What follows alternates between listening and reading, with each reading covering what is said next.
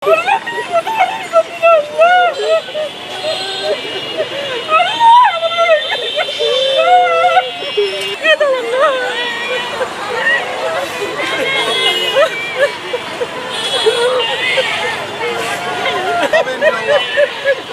যাক।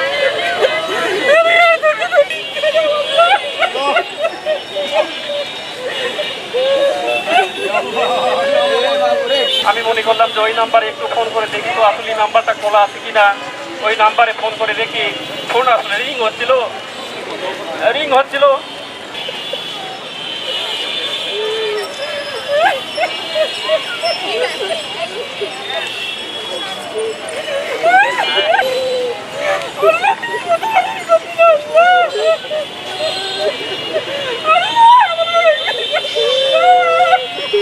আমি যখন ফোনটা করলাম তখন বলছে যে আপনার ভাই তো এখানে নেই, এই টাকাটা যার নাম্বারে পাঠাইছেন সে তো আসলে প্রতারক, তাকে আমরা ঢাকা রূপগঞ্জ থানায় ধরে রাখছি, আপনারা তাড়াতাড়ি এখানে এসে এনাকে ধরার ব্যবস্থা করেন। তখন আমরা বিষয়টির সঙ্গে সঙ্গে সদর উপজেলা প্রশাসন কর্মকর্তাকে অবগত করি। খুঁজে পাওয়া যাচ্ছে না। তারপরে আমরা ব্যক্তিগতভাবে করার পরে সদর থানায় আনুমানিক 10টায় আমরা দেওয়ারকে আমরা খুঁজে চাই। আমার 15 দিন ধরে হারিয়ে গেছে, কোনো প্রশাসন কাজ করছে না। প্রশাসনরা কি চায় আমাদের থেকে? প্রশাসন কোনোই কাজ করছে না, বিডিআর পুলিশ আর্মি কোনোই কাজ করছে না আমাদের। আমরা এই 15 দিন ধরে বলতেছি, কোনো কাজ করে না, আমাদের কোনো সাহায্য করে না। আমার দেওয়ার হারিয়ে গেছে, কিস্তির কালেকশন করেছিল। আমার ভাই মোখলেছার রহমান গত 28 April Pallimangal focus society NGO অফিসে চাকরি করতেন। সেখান থেকে ফির কালেকশনের উদ্দেশ্যে বের হলে সন্ধ্যা 7টা পর্যন্ত সে আর অফিসে ফিরে আসে নাই। ফিরে না আসায় আমরা বগুড়া সদর থানায় অভিযোগ করি। অভিযোগ অন্তে সেখানে পুলিশ সুপার বিভাগ থেকে শুধু একদিনের জন্য বিষয়টা তদন্ত করার জন্য গিয়েছিলেন। তারপরে তারা কোনো জোর পদক্ষেপ সেখানে রাখেন নাই। তাই আমি বিনীতভাবে অনুরোধ করছি আমার ভাইকে জীবিত অবস্থায় দ্রুত আমাদের মাঝে ফিরে দেওয়ার জন্য প্রশাসনের নিকট বিনীতভাবে অনুরোধ করছি। আমরা যখনই যাই পুলিশের কাছে তখনই বলে যে আমরা চেষ্টা করছি।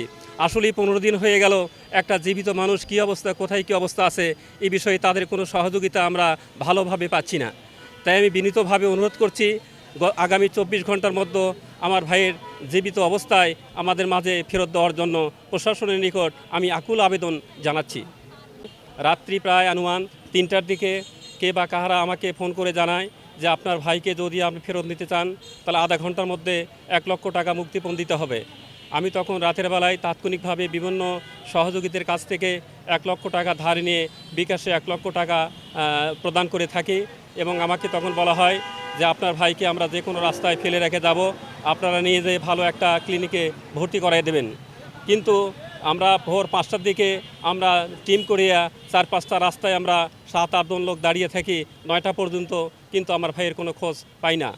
এমতো অবস্থায় গত 3 তারিখে আমি যে নাম্বারে বিকাশে টাকাটা দিয়েছি সেই নাম্বারে ফোন করলাম যে ভাই আসলে টাকাটা তো নিলেন, আমার ভাইকেটা তো এখনও ফেরত দিলেন না। তখন কে বা কাহারা আমাকে বলতেছে যে ভাই আমি তো আসলে সেই লোক না, যে আপনাদের সাথে প্রতারণা করেছে সে এখন ঢাকা রূপগঞ্জ থানায় আমরা তাকে আটকে রাখছি, আপনারা যদি তার সন্ধান চান তাহলে দ্রুতই আপনারা চলে আসেন।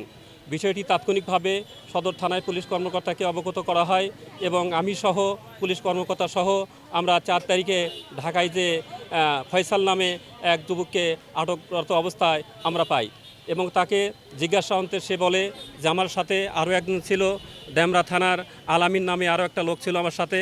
তখন তাৎক্ষণিকভাবে আমরা ভোর 5টায় পুলিশ কর্মকর্তা সহ আমি নিজে সহ তার বাড়ি ঘেরাও করে আলামিনকে আটক করা হয়। আটক করে ডেমরা থাকায় নিয়ে আসার পরে জিজ্ঞাসা অন্তে সে টাকার কথা স্বীকার করে, কিন্তু আমার ভাই কোথায় কী অবস্থায় আছে সেটা তারা এখনও স্বীকার করেন না। এই অবস্থায় দুইজনই এখন বগুড়া কোর্টে চালান হয়ে আছে।